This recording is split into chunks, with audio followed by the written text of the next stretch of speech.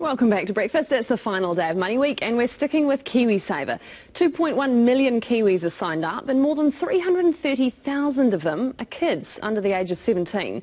But if your child doesn't have a job or you can't contribute to their savings, will their balances grow or will that $1,000 kickstart be whittled away? Personal finance author Amanda Morrall is here to answer that. Good morning to you, Amanda. Hi, Nadine. Let's just start with the benefits. Why would you want to sign them up? Most people, by and large, sign up because it's $1,000 for free, right? But remember that free money is not falling from the sky. It's taxpayers' money. So the biggest problem I see with the kids in Kiwisaver is to date, about 50%, probably more because the stats are really imprecise, are not contributing to that beyond the $1,000. So there's some risks to just taking that money, forgetting about it and abandoning it. All right, well, so if you are in that situation, you think, all right, we'll get in while the going's still good, get the $1,000 and you can't afford to contribute, what will happen to the balance? Well, eventually over time, the effects of the annual fee, remember there's two layers of fees, the annual membership fee, like $40 roughly, plus the investment fees will just have the effect of slowly whittling away that $1,000 to nothing.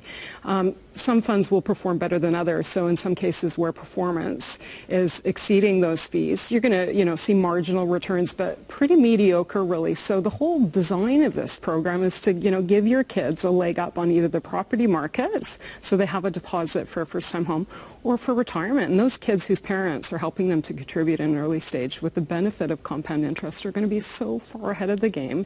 And it doesn't take much if you just kind of chunk it here and there, or put it $20 a week.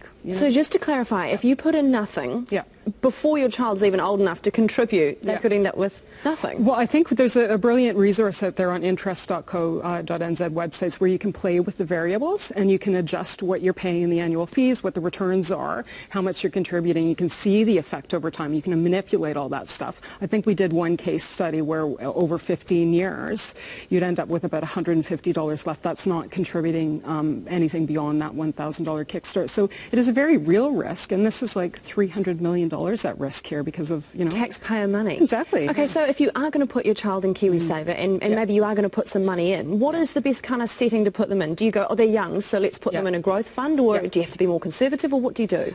Generally speaking, if you would plan on contributing over the long term, the investment theory suggests that they would be better off in a growth fund because over the long term equities outperform cash and fixed interest, so they'll see greater returns. That's the theory, right? So I'm not saying that's what's going to happen exactly. If you're not planning on contributing, conservative fund, probably a better idea just because lower fees associated with that and just a bit more modest approach. Thank you very much for your analysis. That is Amanda Morrall from interest.co.nz. So guys, not a complete no-brainer. You can't just put it in the drawer and forget about it. No, we need to be contributing even if it's minimal.